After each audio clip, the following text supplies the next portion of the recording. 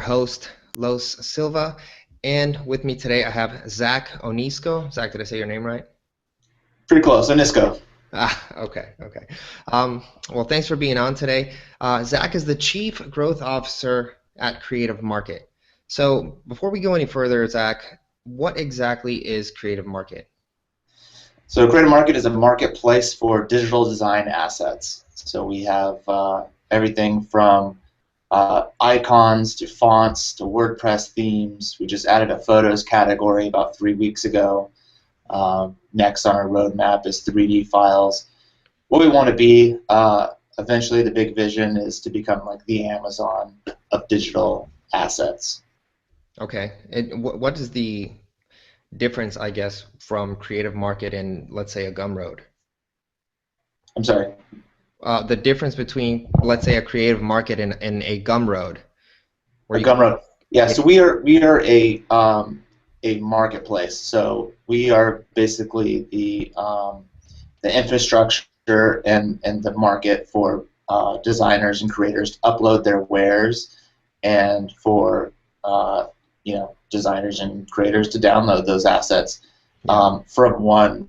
Everything's under one roof. It's not fragmented across the internet. Yeah, that's a great idea because that problem does exist, but there's like 10, 15 different sites you have to go to essentially get everything that Creative Market offers, right?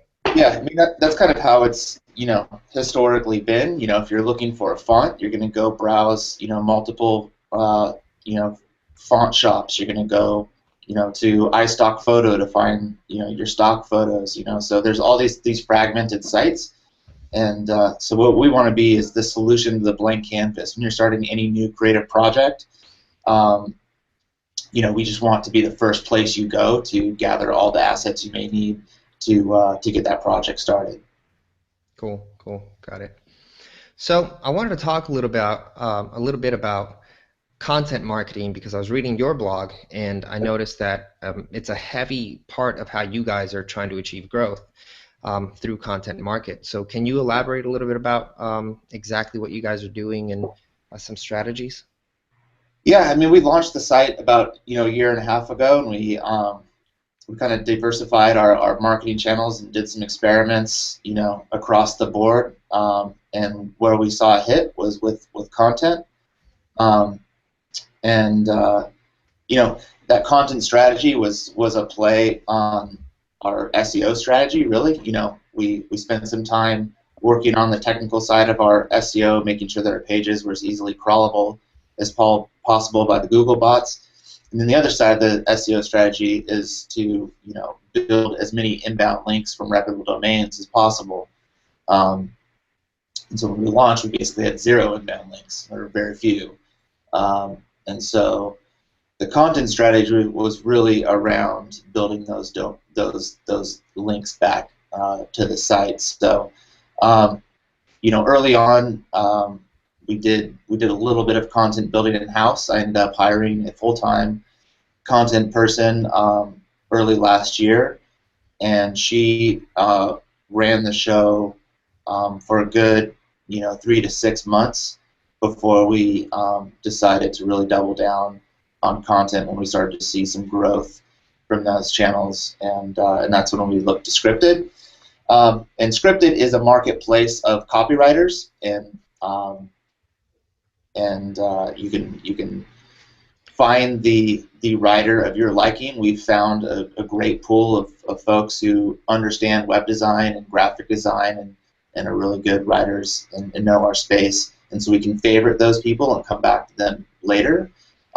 We also throw new jobs, up there, and we meet new folks all the time who are great writers. And it's kind of a try before you buy. If you don't like the writing, you can reject it if it's off the mark.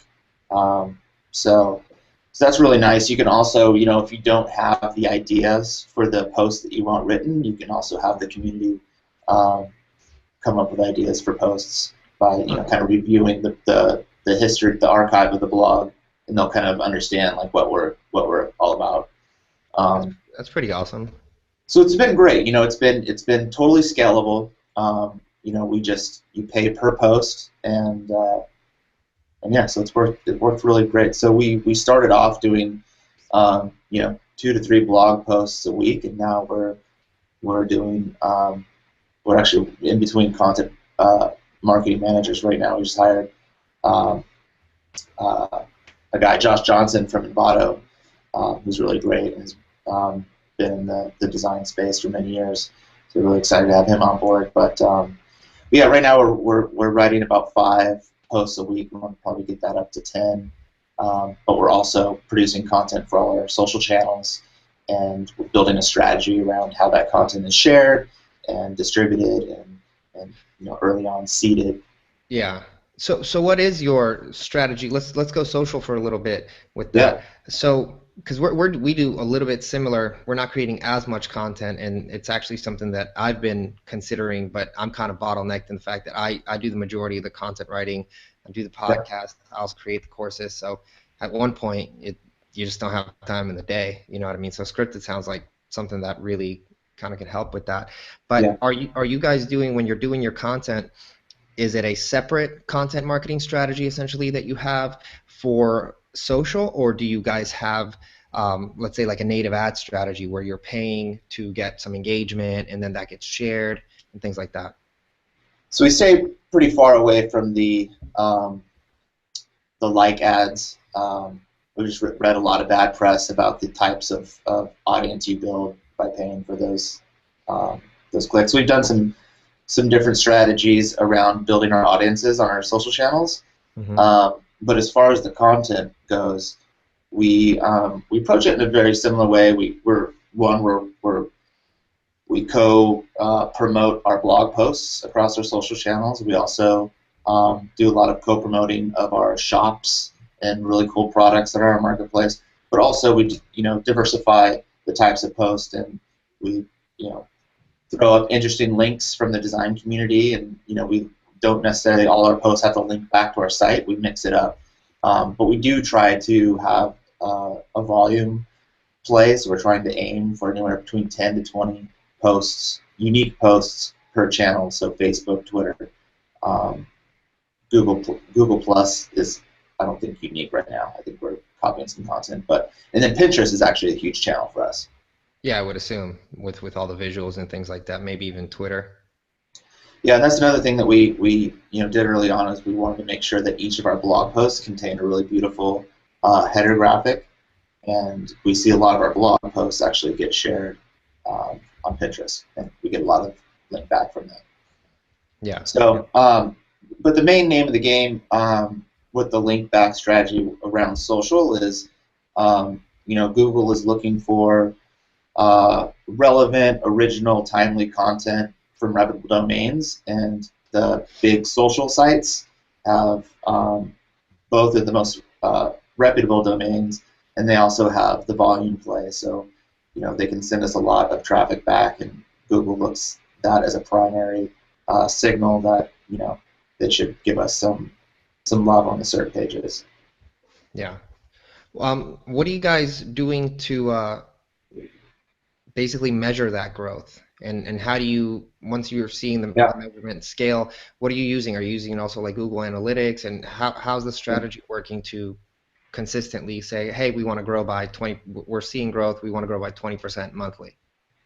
Yeah. So we use Mixpanel internally as our primary analytics tool. We also have GA as a backup, but we're primarily using Mixpanel to run segmented queries on, and we use GA quite a bit too, just to look at you know Overall. traffic. And I mean that's actually a great tool for. We'll do some end of the month reviews of all the posts that we posted, and what posts have you know gotten the most page views, because at the end of the day, at the end of that funnel, page views shows was that post viral, was it shared, all those other tracking events that you can kind of get lost in. Page views is the primary metric we care about, and and we see patterns, right? So there's the obvious stuff, like the listicle stuff Yeah. does really well, really generalized, top 20 trending WordPress themes of 2014 will do really, really well. for our audience, we need to make sure that we don't drown them with that kind of content, and that we're splitting up, our posts with how-tos and with, community posts and, case studies of our shops who are, super successful selling with us, and so it's a mix, and we know that, and we're not going to do more than one of those, list type posts a week, but we generally will see those will give us the most traffic.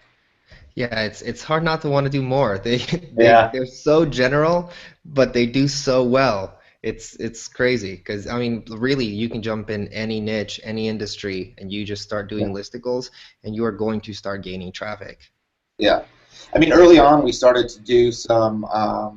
We try to be really savvy around like looking at Google Trends and trying to find some stuff to write about that was like hot at the moment, and doing some like keyword research stuff and trying to like be outsmart the content strategy, and at the end of the day, that stuff you'll see some flash in the pan like quick spikes, and then that does like Google Trend content stuff kind of just fiddles out.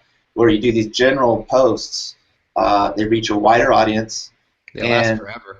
they last forever. And you just see that traffic just coming in, throughout the entire year. So that's kind of stuff you just want to keep making sure that it's like the record business. You want to have those hits, Yeah. and then you're going to produce some other content that's not going to be hits, but it all fits together in the catalog. Yeah, exactly. The way you do your content, are you guys adding a lot of visual to it, being as creative market and visually it gets shared, and I'm sure maybe you can speak to some things that you guys are doing to kind of try to add virality and shares inside of the content you're making? Yeah, so I mean, we don't force the visual stuff in our blog, but it makes sense and it helps sell the story. Every blog post has a header image, and that's the image that's going to be tied to the share posts, or if you search Google Images or what have you, that's the stuff that's gonna pop up.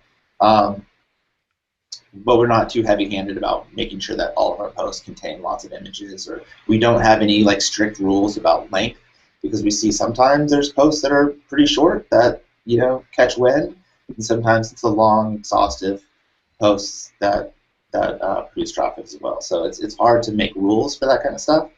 Um, but as far as the sharing stuff, now that's something that we spent a lot of time A/B testing quite a bit last year.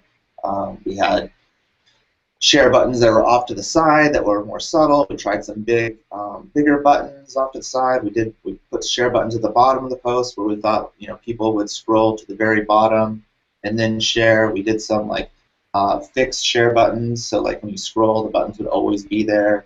And where we found the best position was right underneath the title, and we could see that people were actually sharing before they had a chance to actually read the post. So they were like literally reading the title, sharing it, and then reading the post.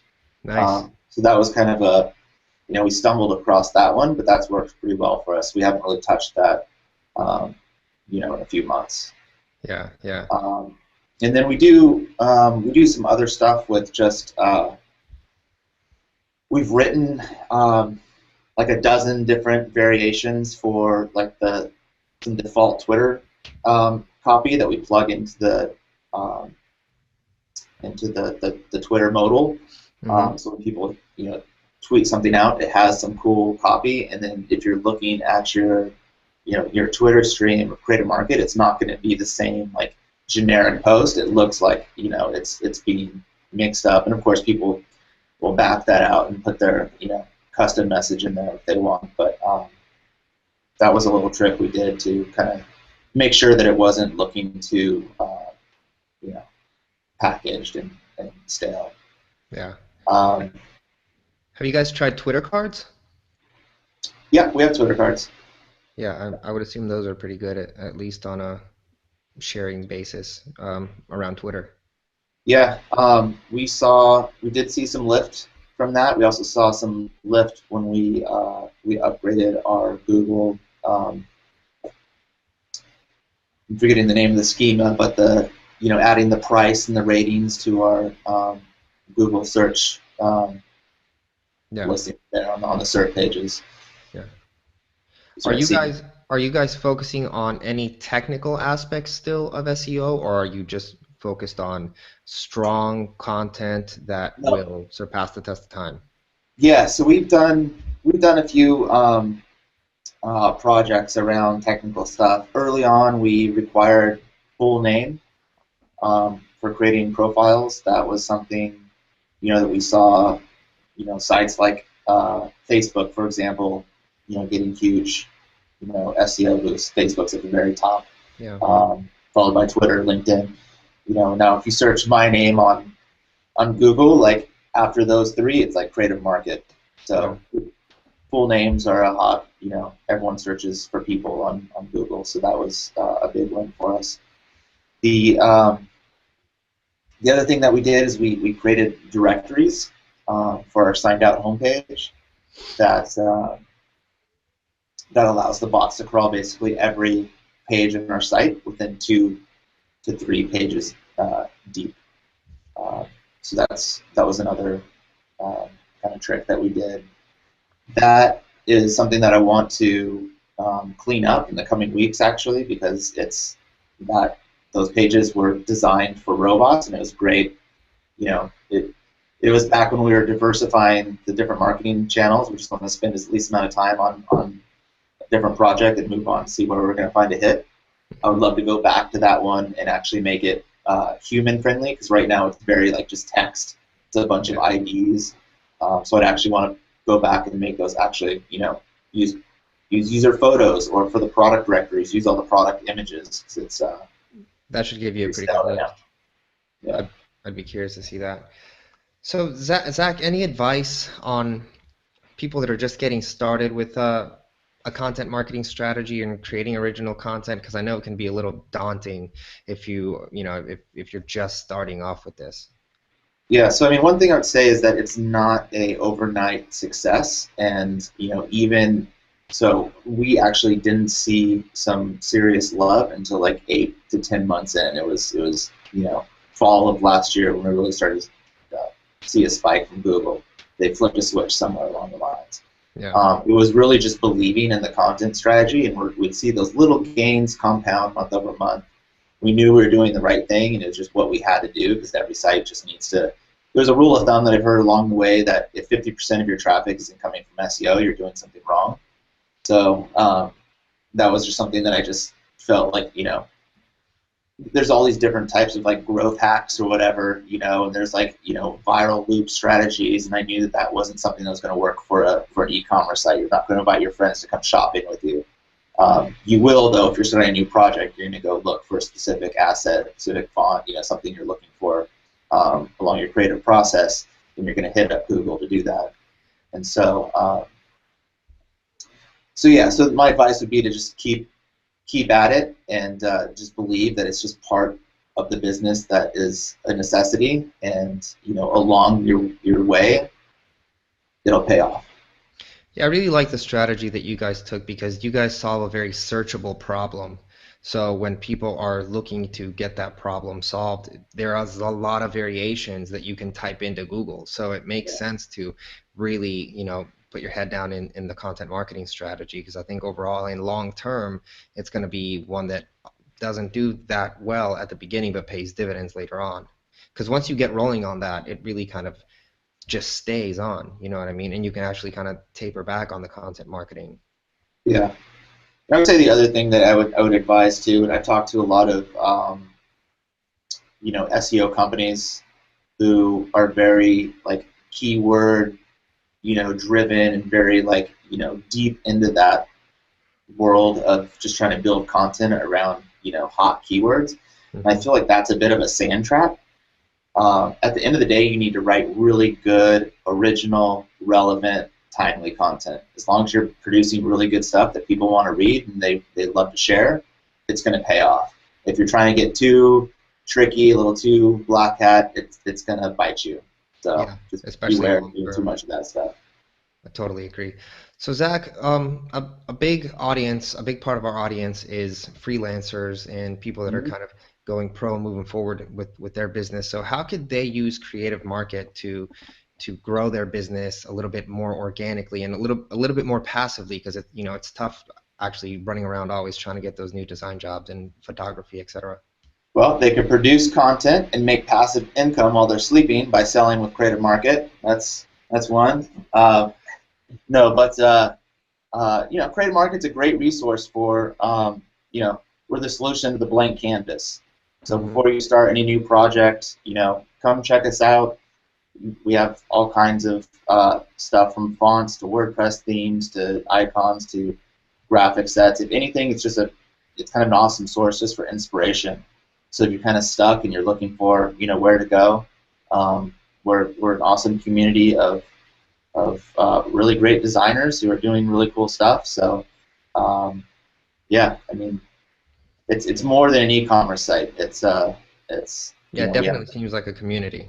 we just rolled out a discussions board and it's pretty lively already and um, yeah. Nice. Cool, man. Well, I appreciate having you on. Yeah, thanks Um, for having me. yeah, and guys, if you're listening on the blog, thank you. Make sure you share it. If you guys are listening on the podcast, make sure you leave us a review and you share it as well. And thanks for everything, guys. We will talk to you soon. Thanks everyone.